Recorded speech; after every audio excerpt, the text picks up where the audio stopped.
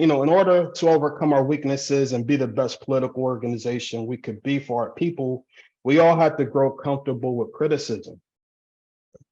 And we had to like see it as a tool for individual and collective improvement.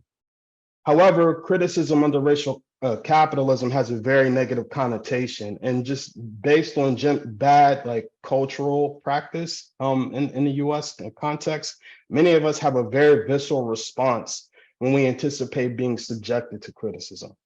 And at the center of this response is a primordial fear of being ostracized or removed from social groups. And that sensation and that fear is justifiable given the current conditions we're currently swimming in. So with this in mind, it was important to build up a collective tolerance for criticism and to remove the threat of ostracism from the equation in our project.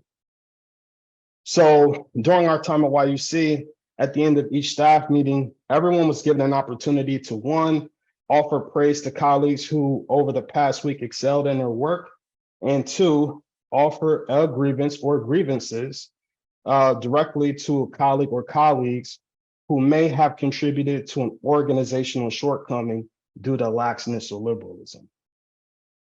In each instance, the offering staff person had to put forward concrete grounds for why the appreciation or grievance was being offered. When a person received an appreciation or a grievance, they were not to respond, just simply take it in.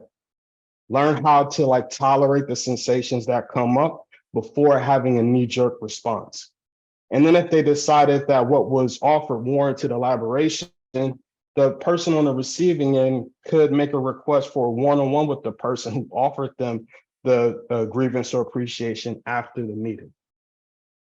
This process did three important things. First, it moved appreciations and grievances from being seen as interpersonal things to organizational in nature. And each offering had to be tied to an organizational outcome in order to be deemed valid by the group. Secondly, there was no casting out that occurred afterwards, right? Staff members had to be open to hashing things out if necessary. And since it happened in the public realm, what all of us could see, collective accountability and support could be established if a grievance required more direct engagement from the team in righting the ship. And finally, it helped build up the muscle of offering and receiving criticism with organizational grounding, which created the conditions for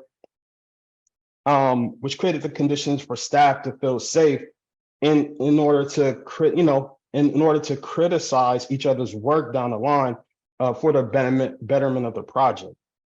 And building up this muscle made our evaluation processes much more rigorous and clear. And each year we experienced qualitative leaps in development due to that muscle cultivation that started with these simple staff meeting offerings.